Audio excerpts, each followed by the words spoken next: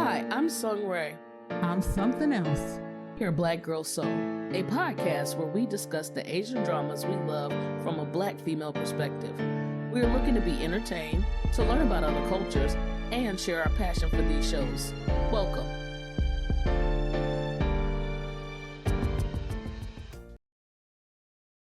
Hello, everyone. This is Black Girl Soul with Something Else, and Sung Rae. today we have a special guest with us, and I am heavily leaning on the special because he would like to be called Prince of Egypt. Hey, it's an illusion. It's an illusion to the actual name. Hey, you know what? You should own who you Absolutely. are. So we have Prince of Egypt joining us today, and we are going to talk about the Netflix series Alice in Borderland.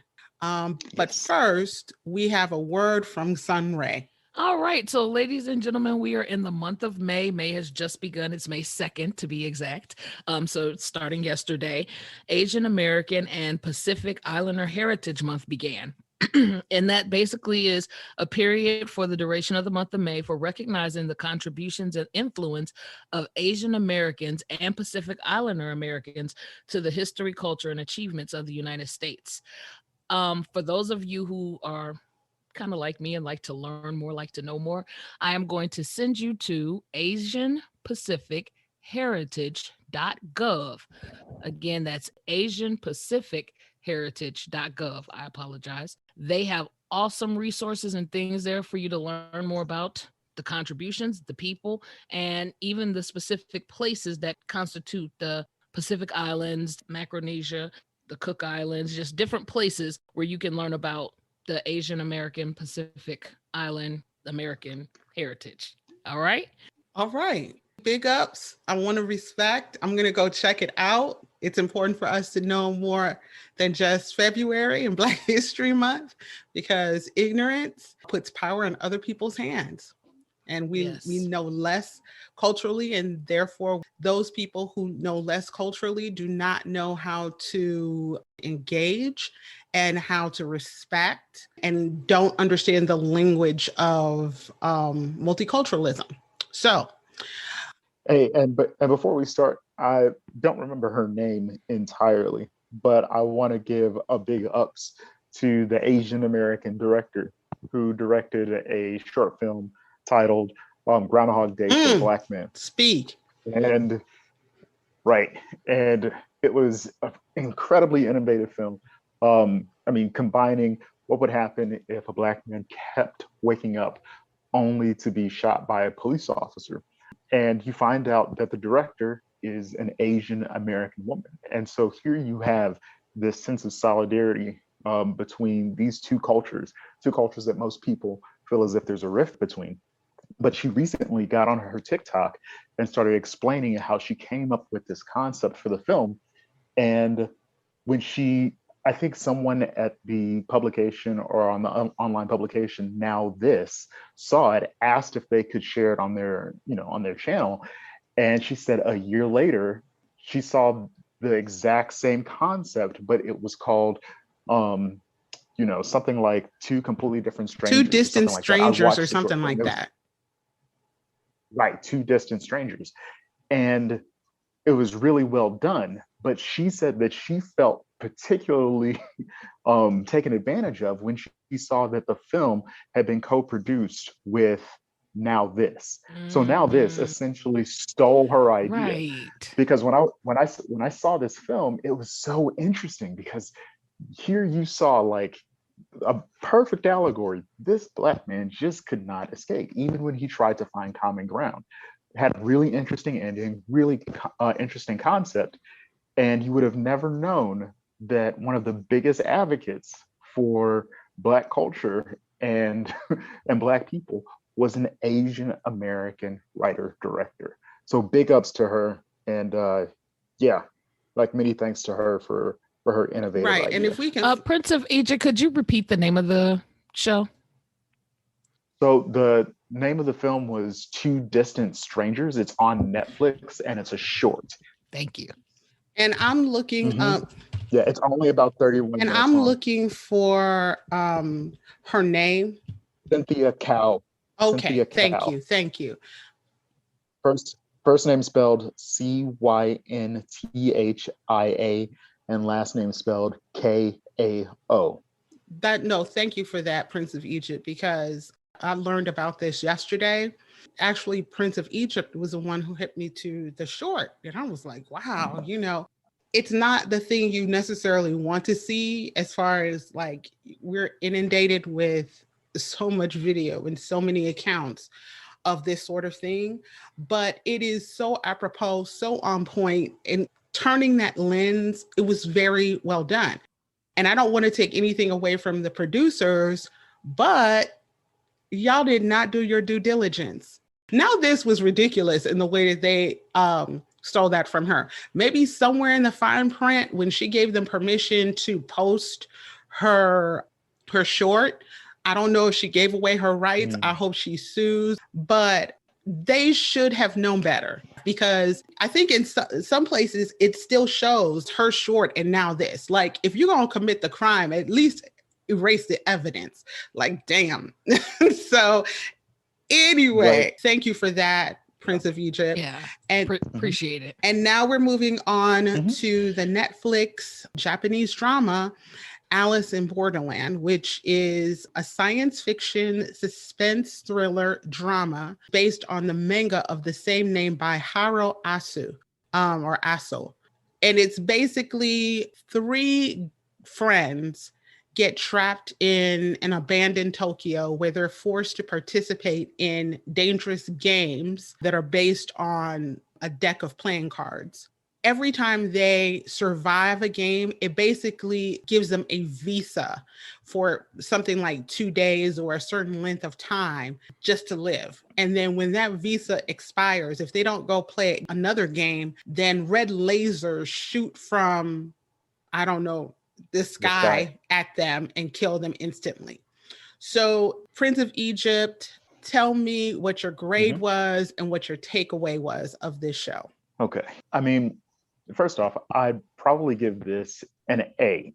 And it's an A on the spectrum of, A minus, A plus, things like that. Because you can never really just give something an A plus. I mean, that's the perfect film.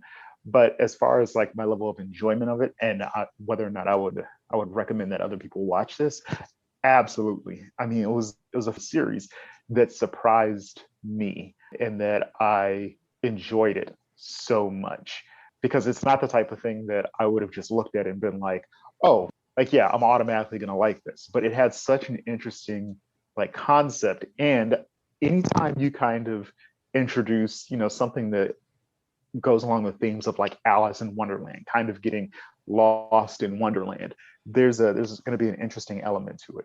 So I would give it an A, something that I think people are really going to enjoy.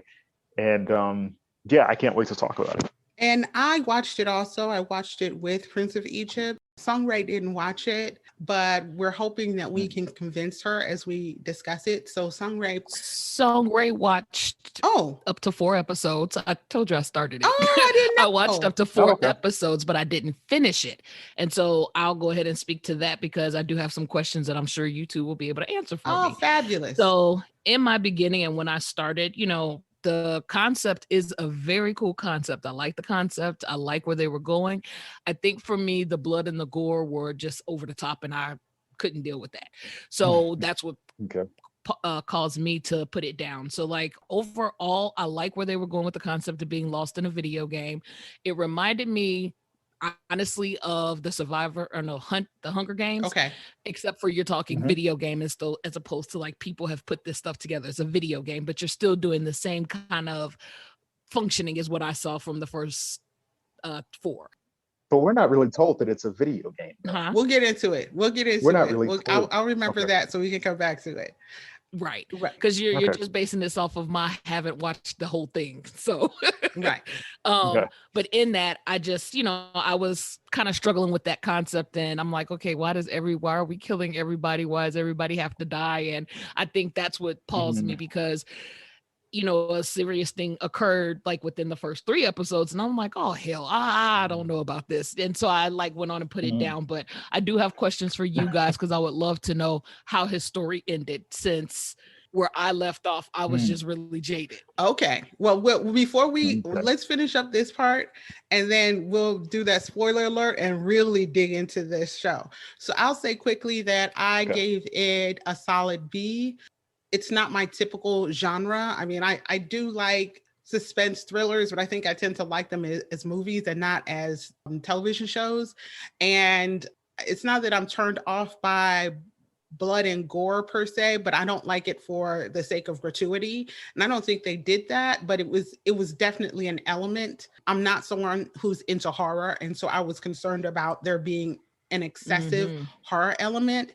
And I will say that it started to get better. So I give it a solid B, because it kept my attention, because it's a unique idea, because there were interesting characters who had depth and complexity, and because they didn't just give us the same thing over and over again with the show. It wasn't like every episode was like, okay, face another gauntlet. It wasn't like that.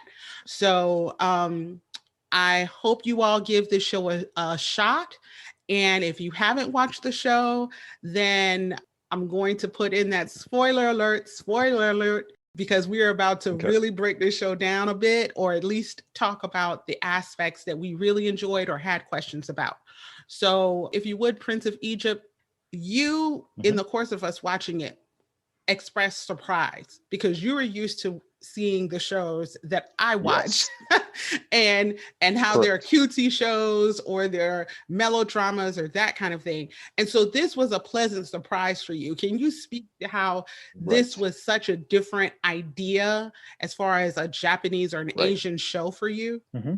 And so I think you and I had a short discussion about it, but the thing that I found really appealing about this show was the element of realism to it versus some of the other like Asian television that I've seen.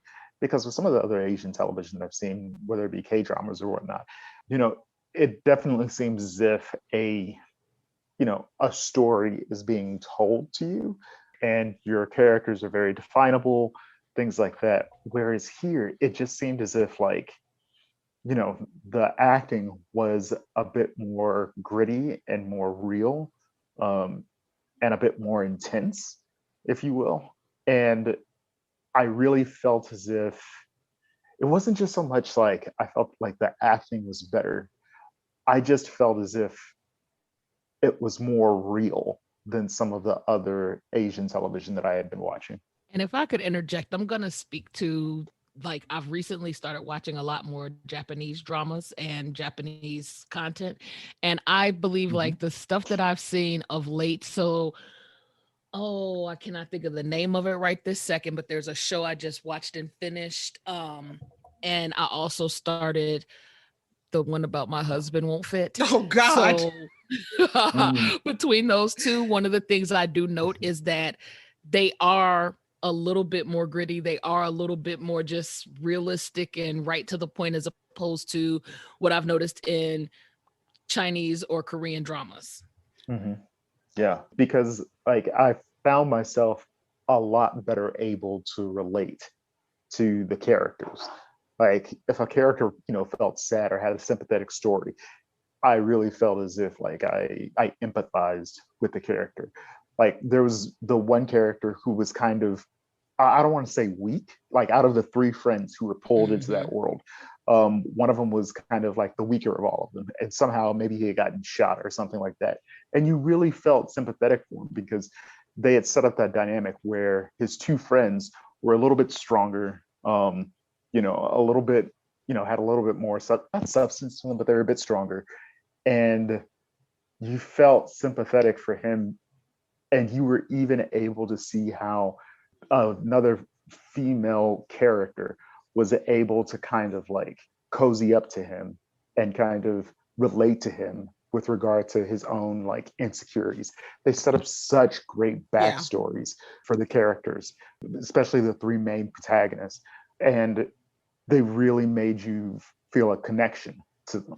Right. No, I mean, that's why I said in my initial rating of the show that they have very carefully, they don't do it for each and every character, of course, but they make sure to give you a backstory and some complexity to the characters. And I'm going to butcher their names, but I'm always trying to give my respect. So the character you described, I call him in the back of my head, I kind heart or shy guy, but his name is Shota Segawa. Okay. He was the most normal of the three of them because Okay. He was the one like with the steady job and right, things like he, that. you know, and so he most fit the norm of society. Like he was a salary man and he was trying to do things the right way. He's very religious. And then I'm gonna butcher it, Rohi Arasu, that's what I think of him as, but he's the brains of the trio. So he's the smartest one. He's the one who supposedly has wasted potential. And then his other friend is Daikichi Karube. And he's the one who's like the daredevil. Like he works in this gangster bar and he's cozying up to his gangster boss's girlfriend, and he, you know, he's the daredevil. He just doesn't give a damn. He don't give a F, you know. And so it's a nice balance of the three of them to have those types, and you see how they lean on each other and how they support each other. As the show continues, it makes it all the more tragic as the show unfolds, because you really get a feel for the three guys. Well, and you know what? For anyone who has seen the movie The Hangover as well, I think that's the thing that the people liked about the dynamic behind the four friends in that movie. Like, say for example, you had did you guys see that, or did you all see that film as well? That movie as well, The Hangover. Okay, so you had the guy who's the dentist. He was the most normal of them all. Then you had what's his name? Bradley Cooper's character, who's supposed to be like charming or whatever, like in them streets. Right. And exactly. And he's more of like the bad boy character. And then you have Doug, who is, you know, well, he's normal as well, but like he's kind of like, one of them is kind of like the brains of the operation. My point is that when you have three different types of people who, for whatever reason, they are spending time together, even though like they're people that you may know in real life, may not hang out together. It's interesting to see three friends who have three different backgrounds like that, and they balance one another out. Anyway, well, no, I mean, I think that, you know, in reality, we see a lot of people who are very different, and yet you go, how are they friends? But then you realize one kind of feeds the other. Like the shy guy may not be the daredevil, but he, you know, totally rides for him and supports him. And so in the very beginning, which is like incredible foreshadowing, like, yes, they all ditch what they planned on doing. They're hanging out together, and you realize later on, somewhere you didn't see this, but you realize later on how much the two guys support Arisu, whose family really is not for him. Arisu is like this brilliant guy, but everyone is partial to his brother, and his father clowns him ridiculously and is in no way supportive. And so that's why he uses video games to kind of disengage with them or disengage from them. And they come and help him.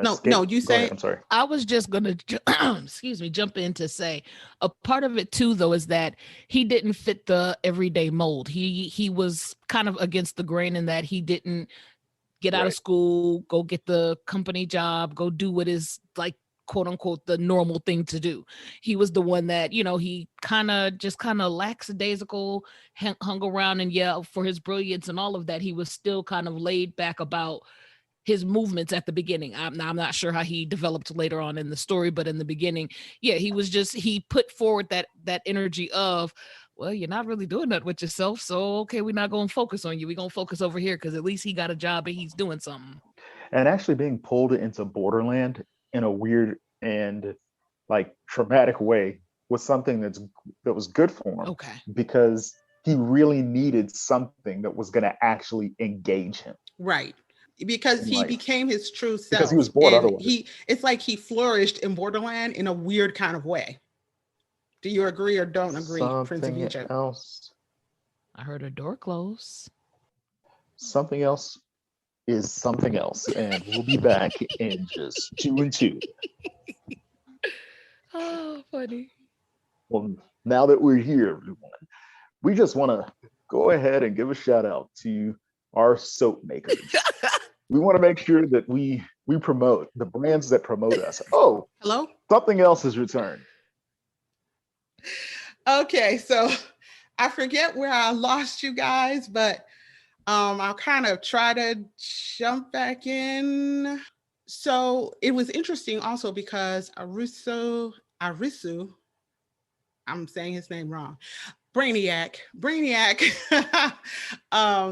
flourished when he became part of the new Tokyo, that new world, if you will, in a way that he was never engaged in the real world. And so, unfortunately, that's a benefit, but it's unfortunate that he had to lose so much to become the person he was supposed to be. You know, another thing that I really liked about this series was the element of mystery to it all, because every episode kind of revealed a little bit more about that world, but then it also made you ask, well, why is this happening? Who is behind this? Like, I remember when the television show Lost first came out and became a thing, and it was a huge rage because it was the first time that a television show would beg more questions than it answered. And so with this same thing, you're like, who are the people running this game? Where are those lasers coming from? Where are all these other people being drawn from? How does this entire world even exist? How did the three guys find themselves in that world when they were just trying to run away from like cops and they just ran into a bathroom? Like, it asked so many questions and it really keeps you engaged. Yeah, I mean, and it does all of that, but it does it carefully Mm-hmm. because it unfolds carefully. It's confident enough in the story to take time initially for them to like go get snacks and sit together and go home and realize the world has completely changed. Like, they don't rush all that stuff before Right. they start introducing you to, oh, it's really different. It's not just that everybody's gone, it's that you're in a different world, Or from dimension or where you something. come from, different Right. world. Right. And I also liked as well too, though, because initially when it first all occurred, I thought it was just the three of them, and I'm like, okay, this is a little too eerie. I'm not Mm. sure where we're going with this. But as they started going to games, you realize there are more people. It's not Right. just them. Right. It was almost a comfort when they get to the first game and you see another person, you see a young woman, you're like, oh, okay. You are not Right. completely alone. And then it's like I was one of them, right? All of a sudden I'm one of them and I'm like so nervous about, be careful what you do. Be careful of every step of what you do because it could mean something horrible. And so I suddenly was just really involved in it. And Song Rae knows this. I'll be like, okay, it looks like it's okay, but okay show, but drop this mic, drop this show. Like, I do it in a hurry. And Mm-hmm. in this case, I was further encouraged because it was all of 8 episodes. Like, Mm-hmm. you all kinds of a punk if you can't make it through 8 episodes. Oh no! I retract that. Sorry, not at all. Again, I didn't mean you, Song storyline Rae. I seemed meant great, but me. they did I a meant little me. too much. It's like, no, because you knew it wasn't your type of show. I'm not trying to diss Song Rae, y'all. Right. You knew it wasn't your type of show. I was like watching it with bated breath, but I kept on going, oh, I don't know if I can watch this. It's like, no, stop being a punk ass. Finish the show. And maybe Prince of Egypt may have said it to me a time or two. I can't remember, but I was like, let me finish. I gotta finish. So Yeah. But but what were but you gonna otherwise, say, Prince of Egypt? yeah. Like, you're right. They rolled out the mystery like very like methodically and carefully. But the thing about those games, and I'm not quite sure if we've actually like just made it clear to anyone who's listening, is that the games are deadly. Like, with what Song Mm-hmm. Ray said is 100% correct, is that it is like the Hunger Games, and you can fully expect that someone is going to die in trying to accomplish these games, because they're a mixture of the physical and the mental. Right. And in particular, I mean, two of the games specifically had an emotional effect on me, but one of them in particular was the main character and a friend of his, a lady friend of his, they are on a bus, or they find refuge on a bus, and they find that three other guys are there already sitting on the bus, because I guess that's where the game is supposed to take place.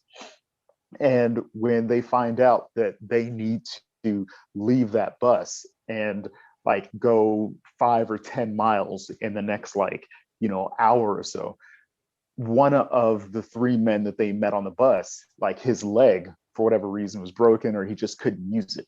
So the other two guys had to leave him.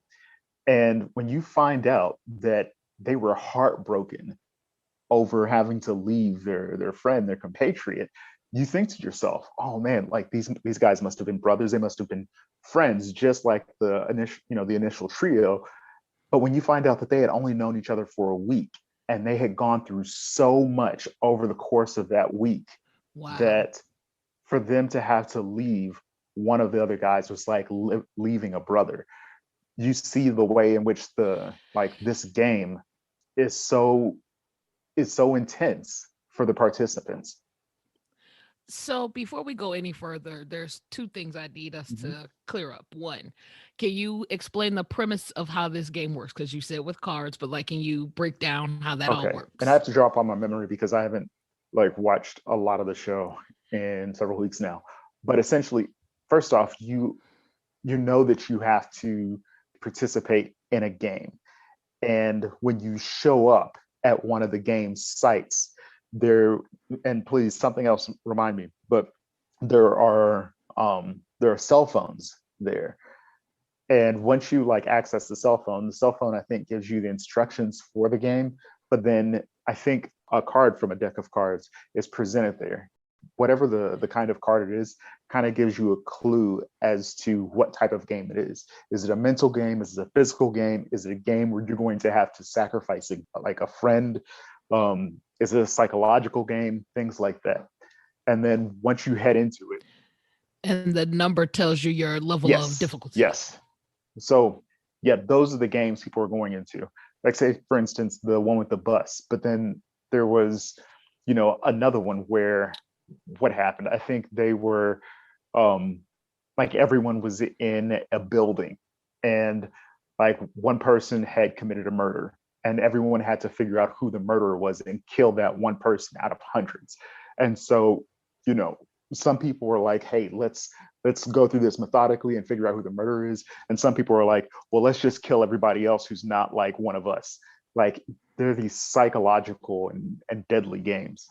Right. And the thing is, it becomes even more, you realize how diabolical the game masters are, because they, for example, it depends. I forget what the suits determine the type of game. So I don't remember what all the suits meant, but if it was a heart, it meant that it was going to be an emotional game, which meant that you more than likely were going to lose a friend. It was the heart cards were so rare to collect. As time went on, you realize that there were people who were collecting these cards because they thought that if they collected all the cards, they would be allowed to leave the game. Or so it had actually become a cult.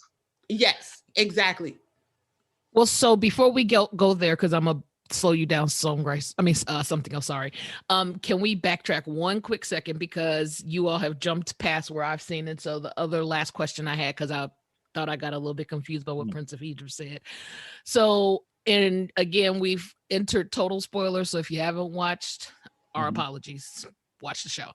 But in one of the episodes, they had gotten hearts. It was a game of hearts, and it was him, his two friends, and that chick who had befriended the one who was the weaker one. And in that game, everybody died except him. So did his friends come back? No, they were gone. Oh. And you see what happens when he loses, for all intents and purposes, his family. You see that went crazy. he loses his damn mind, and then he becomes hyper focused on not getting free, but in finding out who did this. Right. Who invented Because this? before Yeah. that, it was like, we're just trying to live. We're in it together. They were you could see how you got more of their personalities, and you saw that the girl was hitching her wagon onto them and then trying to divide them because she was trying to survive her damn self. She didn't care what she had to do. Right. But they even had a foreshadowing as well, because that man after the first game, because again, I think I saw this more recently than you all, but the guy from the very first game that they played, at the very end, as they're coming out and they're kind of feeling victorious because they made it, even though they lost the one chick, he said to them, "I'm tired of this. No matter what you do, you can never win." And he let the laser in the sky shoot him and kill him. And I was like, whoa. So that was like me wondering, as time goes on, are they ever able to get out of this? Or is this like, how does this end with the world? Well, see, that's the thing, because as you get to the end of the first season, you find out, like, you get a little clue, you get a little bit more of how this whole setup is happening. Because initially they were just like, okay, this stuff is happening to us. And then, speaking of foreshadowing, let me say this quickly. When the three guys in the first episode, maybe the first like 30 minutes in, the Daredevil friend tells the Brainiac friend, like, if one of us is going to make it, it's always going to be you. If we have to sacrifice. And they were talking about a zombie apocalypse, and they were like, you'd be the one to survive. And so when we get to that episode where his friends die, it's like it really did happen. Like, the two friends sacrificed themselves so that he could live. Like, that's what it comes down to. The girl even was just like, okay, I give up because I've been ratchet. Is all get out. No. Because the girl, remember his friend who was the most normal one? Yeah, held her down. He held her down because she stopped fighting at some point. But in the last couple of seconds before time was up, she stopped fighting. She turned around and she hugged him and just cried it out. Because I think that they, that's why it was brilliant. They told us from the beginning. I just wasn't ready to handle it, because when his friends died, I was just like, I'm done with this show. I don't know what to do now. Yeah, right. I was like, I can't take it. And then I was like, I have to know. And then I even tried to watch the beginning of the next episode, but I'm like, this is still too bleak. And the thing that they really did successfully was that, like we were talking about before, they built good backstories for these guys and really made you care. And even with the girl who died, because she had slept with her boss in order to get a promotion, and that was her motivation to surviving, because she was about to move to the next level in her career. Right. And let me just say this. I mean, not trying to be deep about it, but like, friendship and the breakup of friendships is throughout the whole show. That is a running theme through the show, because we see it in a big way with the main character. But what happens is he is good for dead. He was just done. Like, it was raining down. He was laying on the ground. He was like, let me die. And the character, girl passed him a couple times, but she came back and was like, okay, let me and so she was a mountain climber, so she's uniquely capable in a weird way. Now the two of them are balanced, because her name is Usagi. So like, Usagi is this mountain climber. Her father, she had to get over the death of her father, which was incredibly hard, and so she's empathetic to Arasu. And at first she's just like, deuces, dude, because I got to make it through myself. But then she starts to help him. And it's like she's the brawn and he's the brains. And so them together, it's like very quickly they kind of form a bond and start working together. And that's when he starts to hear about this place called The Beach. And The Beach is a card cult. Because remember, no. The friend heard about the beach first because he heard it on that walkie-talkie. And then that walkie-talkie, somebody said, I found the key to this. Come to the beach, and he kept saying, if y'all don't go, I'm going to the beach because I want to figure Right. this thing out." No. Go ahead, Thank I'm you for the sorry. reminder. And so eventually they get to the beach and they're expecting, I was expecting something different, right? Something high-minded, something, very like serious because of what they've been living with and trying to survive. And they get there and it basically someone took over a resort and you have all these young people who are just partying. It's just wall to wall partying and sex and drugs and rock and roll.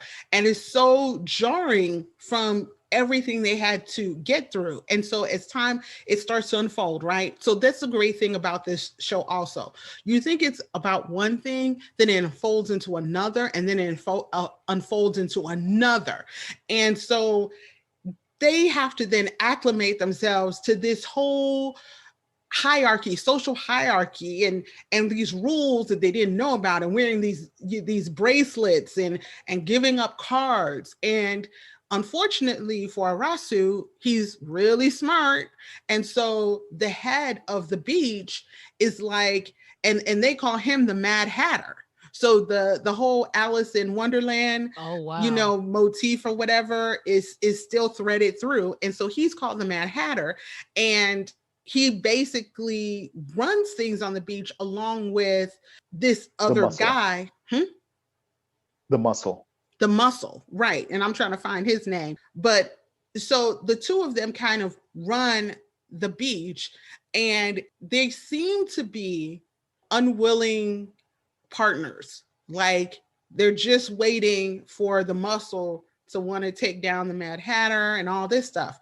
And so in the middle of all of this, Arasu and Usagi have to like stay on point Right. because they're starting to notice all these weird things about the beach and how the beach is doing things, and the various members of the beach, and how like the beach has like their own kind of cabinet members who run things and are like super on point and brilliant and stuff, and it's And crazy. and what you find out is that the Mad Hatter or the Hatter has postulated this idea that the way to escape from like this netherworld is that every time, because like as you know, every time you win a game, you get to keep the card that goes along with it.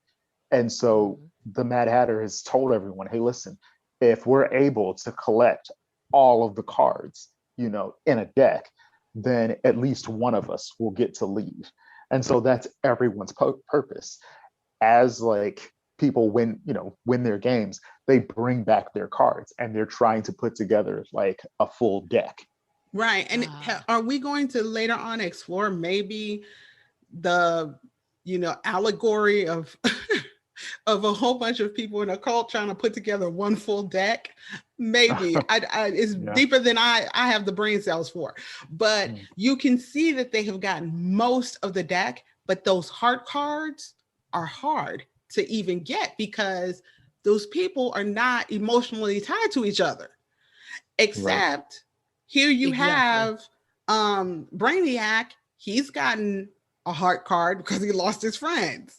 Like in order for you to get those cards, you really are making that sacrifice. And Right. then the game changes again. So it's not even just like, okay, now you've figured out that it's a dangerous place, this beach, this resort that looks pretty on the outside and all these pretty people, but it's treacherous. But then you turn around and somebody gets killed. This girl gets killed towards the end of the season. And then all of them are focused on, oh no, Well, first, that's the game. first, first, first, before she gets killed. You correct me, Prince of Egypt.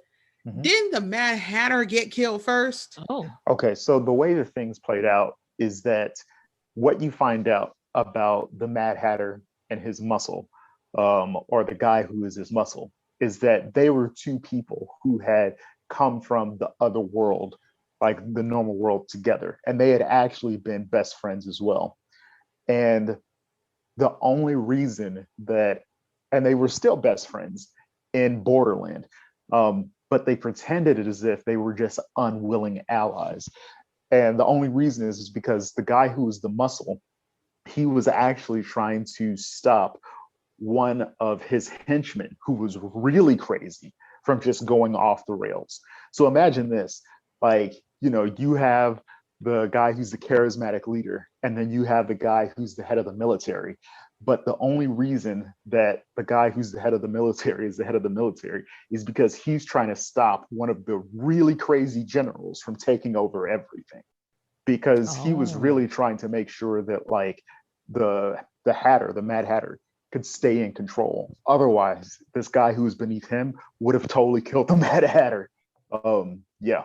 And so let me ask this question, because again, you all are sharing with me as an unwatched person.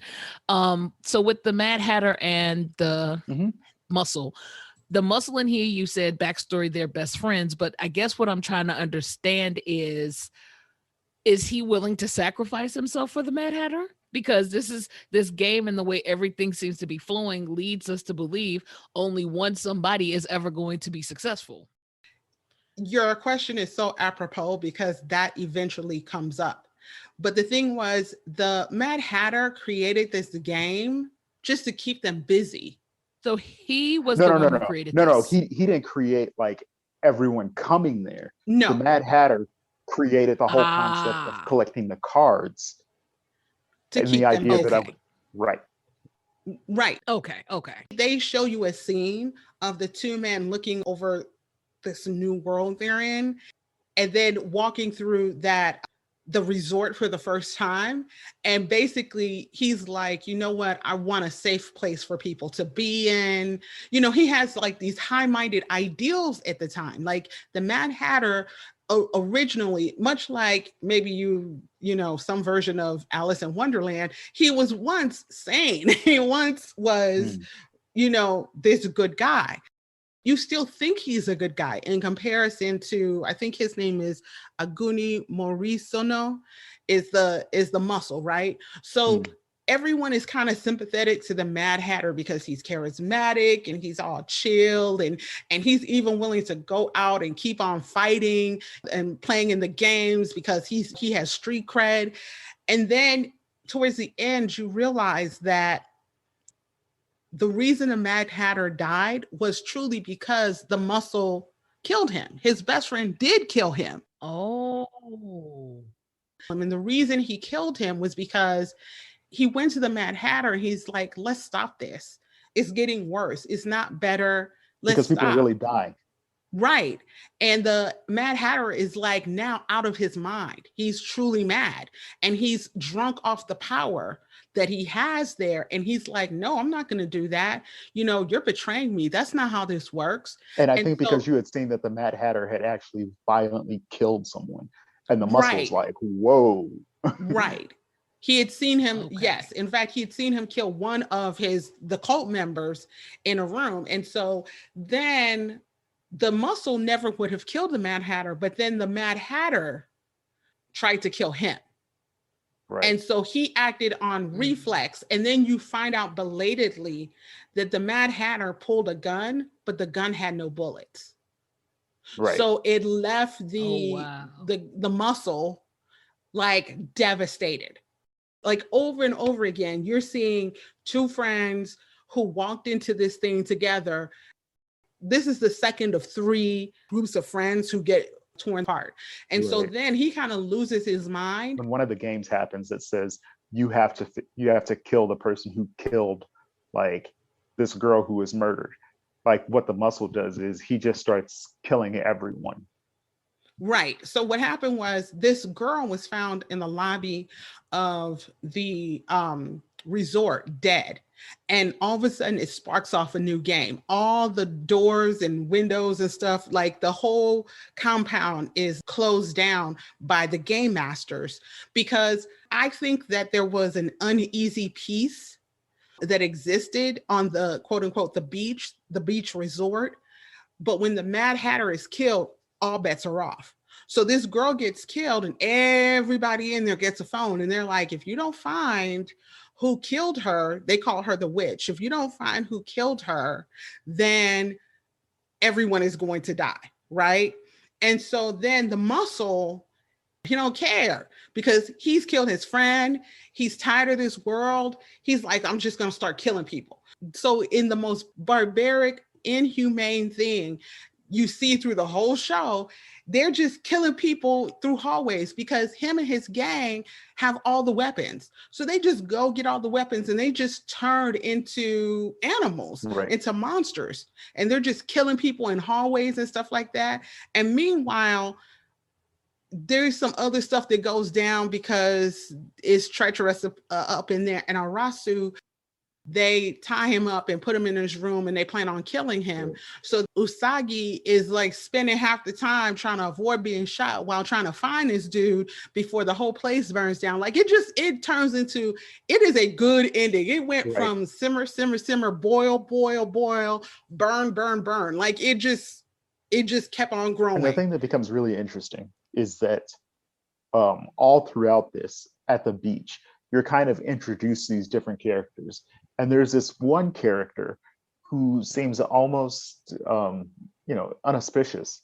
And you start to think to yourself, and they never really say if it's for sure, but you start to think to yourself that this very cool, calm, and collected person who's supposedly part of this game, you start to think to yourself, this could be the game master.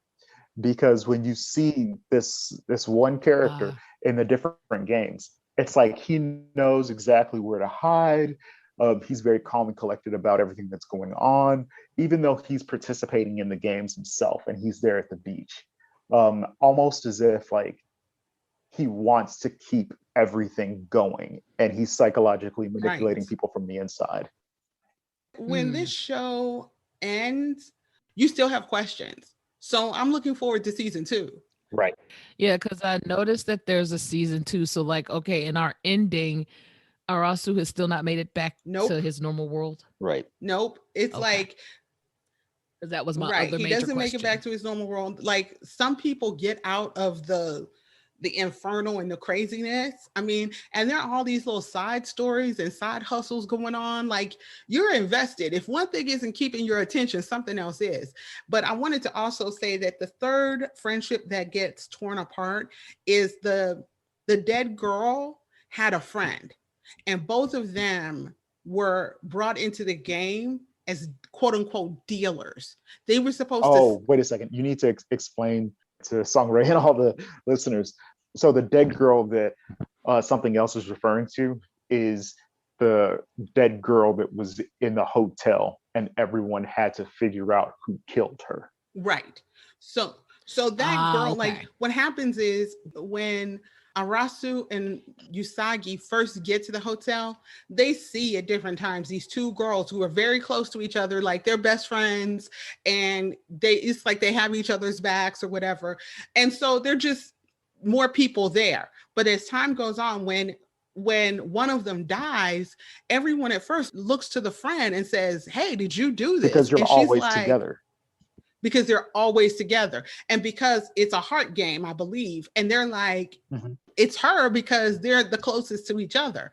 And then you eventually get their backstory because then you get her phone and you realize that they were brought to that world knowingly. Like it wasn't like the guys who just showed up. They were brought by somebody else to that world to like be dealers in the game. And to orchestrate the games. Yes, to set them up and all that stuff. And that's how they stayed alive. And so one of them was kind of turning a bit. She wasn't as impartial as she was before. She was kind of siding with Muscle and their gang or whatever.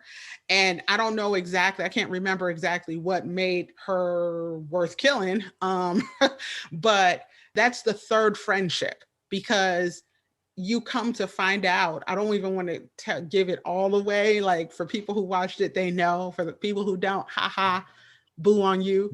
But you come to find out some stuff about how it went down. That's what eventually shows Urasu and Usagi and a couple of other folks the lair of the game master. Like they see behind the veil towards the end. In the final episode, they use her phone to find out their story and also to get another piece of the puzzle to understand what's really going on. Right. And then there's a surprise ending because you meet one of the game masters. You realize, oh, someone who was in the room among them was pushing all the buttons. And so how then did they orchestrate all of the people disappearing, all of that, to make it seem this way? Like, what did they give us any of that kind of magic? No, they never really explained like how they were capturing people or the technology that they were using. Now, all of that hasn't been revealed yet. Because there's a scene in the very first episode, well, right before everybody goes, they run into that bathroom and somebody knocks on the door. And I found that to be odd because it was never addressed again. Somebody knocked on the door, then they come out and they realize, oh crap, there's literally nobody in here. Like, where'd everybody go? Everybody disappeared. And so, that's how it all began. But I wondered who knocked on that door. I couldn't say that. I don't know that. But what I do kind of wonder is if these people, and these are just my hypothesis now, if these people are dead. Right. Because with the three friends, they initially were like the last scene that you saw of them alive, they were messing around in the middle of that intersection. Like, I'm wondering if, either one or all of them died and they found themselves in this type of like scenario. I'm not quite sure. Okay. Because there was a car crash did occur, and it was caused because they were trying to run through the traffic to get out of the middle of the street because they were the only ones there after they finished playing around. Right. I agree with Prince of Egypt. I wondered if they were dead. I wondered if this was hell, because the sheer amount of like getting rid of everyone but these players. And then also, I wonder about it because those lasers coming from the sky, because that's the other thing that's odd. But also, go ahead. The show is skewed towards younger actors. The oldest actor, other than the older guy who dies after they play the first game, the Mad Hatter and the Muscle are both in their 30s at most. They're not in their 40s. So, or maybe they're in their late 30s or something like that. They're the oldest ones there for the most part. So everyone else was young and nubile and, so I just wondered about that. I was just like, why is it skewed that way because it's skewed towards that audience, or is it skewed that way because it means something? That could be the case for later on, but now I'm going to speak to that game they played in the apartments where they had the horses, horsehead things. They were people, the horsehead people who were like, they were basically captured to be the killers. But those two, in that one, you had an older man that was there, and you had an older lady. That's true. I mean, they were killed. Right, but they were induced to play those roles in order to live. So... Right. Here's the thing too, even though it was gory, the games were interesting. Right. Like, you couldn't say they weren't inventive. Right. They were, from what I saw, but I'm gonna share something, because I think one of the things I do want to make sure listeners do understand is that even if everyone has a genre and a type, and so I don't want anyone to feel like, oh, if I don't watch this, I'm such a horrible person. No. So this guy, he's on my drama list. His name is Jace. And so he gave a review, and he gave it a 10 out of 10. He agreed with Prince of Egypt. It was a 10 out of 10, but his spoiler begins with, should you watch this drama?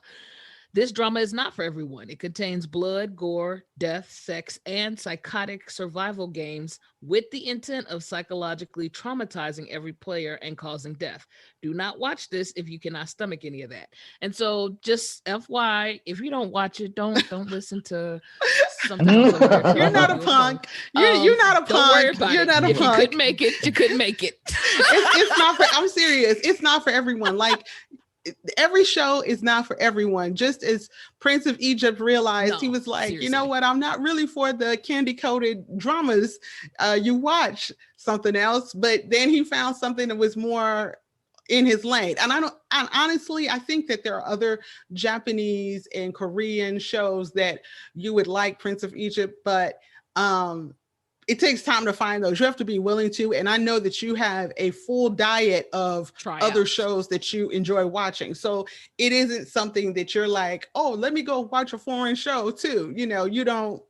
You're not necessarily, but you're open to it. Right. So. And especially part of the thing that like drew me to this one is because, well, I enjoy science fiction. And maybe that's one of the other things as well. I haven't seen a lot of like science fiction, like Asian television, except for a little bit of Sisyphus. And the only reason I haven't gotten into Sisyphus is because I don't want to get sucked into like another like television show. But yeah. And so one of the things we note is that they have them, but I guess you gotta be open to the presentation, because there's a lot of time traveling. There's a lot of dealing with different parallel worlds. We watched a movie recently called, what was the movie with Song Joong-ki? Oh yeah, Space Sweepers. That's something Space else Sweepers I liked. He was trying to get me to watch that one. And that one looks good. It kind of messes with me the way in which it kind of bounces between languages a bit, but like, and not just like one language, but between like 4 different languages. Yeah, well, see, that's why I gave it points, because I was like, "Oh, good for y'all!" Like I was loving it. It's all subtitles to me, so right. so I'm like, but no, I think the more realistic shows, like even not like your type of show is Law and Order per se, but the more realistic shows are out there.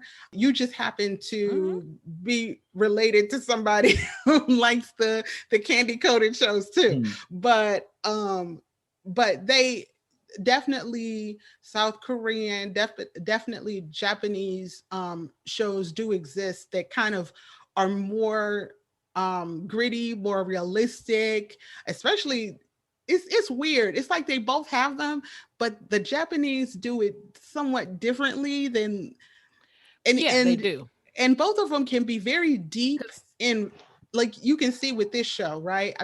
They can be very introspective and very thoughtful.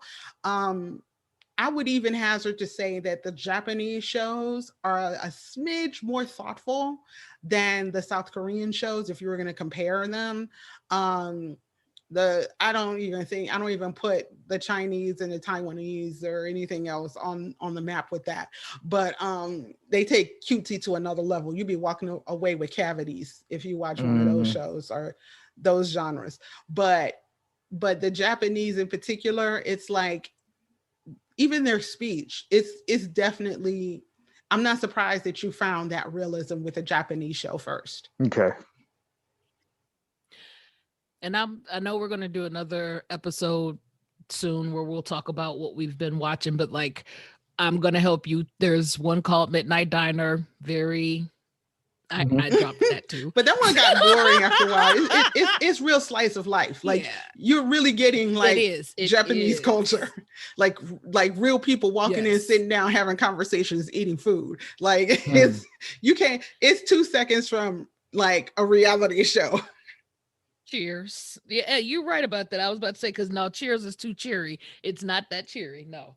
Because people are dying, stuff is happening. Somebody had cancer, like they had some stuff going on. But the other one that I had shared earlier, the name of that drama, because it took me a second to find it, was Followers. And Followers is about social media, but it's present day. I think it came out, let me look. Followers came out in 2020. So yeah, it's about social media and how we get caught up in the hype of having followers and having people follow us and what that can do to us when we misuse that platform. And if you're a content creator, if you're someone who's an influencer, you realize if you say one thing incorrectly, or if you speak your mind this way and you didn't clearly explain it all out, how you can get attacked. And so one of the girls, she gains notoriety, has all these followers because someone famous followed her, and then turned around, she said something and it was like downhill. And so the slump she went through and how she had to pick herself back up just to be able to function. But the show was really very gritty and very raw. It didn't give us that cutesy, you feel good by the end. At the end, you just like, damn, we went through a lot. So yeah, I mean, and I'd be open to it. Yeah. Well, you know what? I think that's the most that anyone can expect, to be open to shows, and yes, drop them if they're not for you. If they will mess with your spirit, drop Right. them. But And now, that's hard for me because that's something that I struggled with in the beginning. Once I started something, at first when we were doing our drama watching, and when I would watch a drama, I would press through and I've got to finish it. I need to know how this, like, I press through, but I'm like horrified, or I'm struggling, or it's bothering me, but I'm pressing through because I want to get to the end. Nowadays, oh hell no. If I'm not feeling Yeah. that, yeah, and she gotta gives it go. 3 episodes. I give it 1. I'm like, oh, I mean, and so this one uniquely, I agree with Prince of Egypt. I think it uniquely stood out to me because of the sci-fi element too, and the questions and the mystery of it. So that's why I pushed through. And because it was 8 episodes, if it had been 16, I'd have been deucing that so quickly. Yeah. I would have been like, I can't hang. But you know what? The other thing, and I'm sorry to interrupt Mm-mm. something else, but the other thing that I found appealing about the show is that while you do have characters who die or who perish, people that you find yourself caring about, like I think that over the past like 10 or 11 years, especially like with television shows like Game of Thrones, where characters that you know come to care about die rather quickly and suddenly and unexpectedly. Like there's another element of realism, not necessarily realism in the sense that I feel like I'm watching real life, but it's like there are like actual consequences to people's actions in the show. Because most television, you think to yourself, when the main character, the protagonist or the heroine is in a dire strait, you kind of know in the back of your mind, in just a second or two, something is going to save them. Whereas in this show, that's not necessarily the case. And I think that makes the show a bit more appealing as well. Right, because I don't know if in that second season that Arasu and Yusaki are really going to make it towards the end. Just because the way they kind of slide in other characters, I would like to believe so, but you never know. Like Usagi might get killed. She maybe got. She may get got. Yeah. You just don't know. Because she was not initially a start with us. Like, she showed up, I think, episode Something like that. Yeah, she wasn't initially in the first couple of episodes, so I could kind of see if they did do that. But I mean, again, like, that was the one thing that kind of threw me off. Like, usually who you start with, you ride it out for a minute. I promise you, y'all, that threw me off. Like, oh hell no, they didn't kill that kid. I thought he was cute too. The little gangster one. Yes, I was upset. I think she was in the first couple of episodes because she was in the episode where they were playing hide and go seek or get away.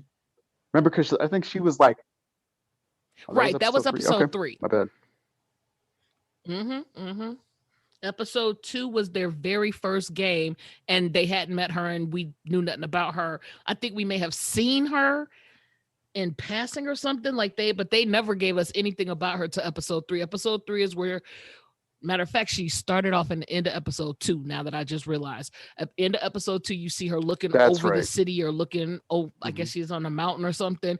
Then they start breaking into, kind of, you see her as you're working alone, I'm working alone, I'm doing this, I'm doing this. But that was episode 3. Okay. But yeah, I mean, I think that element of just messing with our minds, like, it's like the thing you hate about the show, but you love it, because to take you back to the one where they were on the bus, it hurt my feelings. They leave the friend on the bus. They all are doing a steady jog and run into some monsters, all kinds of craziness. And then they get to the end and they realize the bus was where they were supposed to stay. Oh, wow. They didn't read the thing they didn't use their basic reading comprehension skills. They didn't read the bus. Because they were supposed to stay there. Because the bus said something like home base or home or something like that. But they were so busy, like, doing their own thing. And then they have to run back through all that BS. It was crazy. And then at the very end, the folks who lived when Arasu and Usagi were like, hey, you okay? And the person then doesn't want to get close.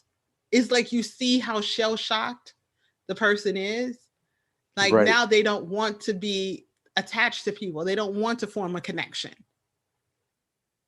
Right. Because I mean, at the end of the day, that's what, for me, I'm kind of shocked that he even was able to do that, because after the loss of his two best friends and how he kind of had that mental breakdown, I honestly didn't see, I saw her pick him up, but I didn't see him, like, again, I stopped. I didn't see him deciding to, yeah, let me work with you. Like, I saw her, decide, hey, he's in the street. I asked him, he said he wanted to die, fine, fuck him. She kept walking, but then she turned back and, like I said, she saw him a couple more times and was like, fine, let me just go and get him, because I just can't leave him here. I guess something in her heart wouldn't allow her.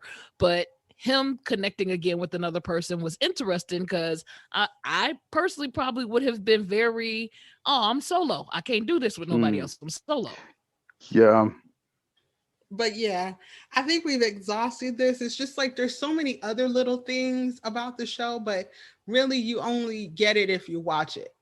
Just the dynamics between characters, how sly people are, the backstabbing. Like there's just so many other bits and pieces. And so I look forward to, I almost want to watch, not watch, I almost want to read the manga, but I don't want to go that far. Like, I don't want to go that far. So if any of you guys have watched this, please comment, share, give us your thoughts, your opinions about the show. If you started it like Song Rae, didn't finish, tell us about it. Talk to us. You can meet us. You can hit us up on Twitter, Instagram, Facebook, and YouTube. And if you like, email. Because I definitely want to take part in more discussions about this show as well. No, look, he's like, this is his favorite show now. But I wanted to thank Prince of Egypt for joining us again and being such an active and involved guest, because we love that. We love getting extra opinions and different vantage points of the shows that we watch. So thank you so much. Absolutely. It was my pleasure. And so this is Something Else and Song Rae. Ciao. Bye. So pretentious. Okay, I guess we're gonna have to end it with that ciao, I guess. Who does he think he is? Yes.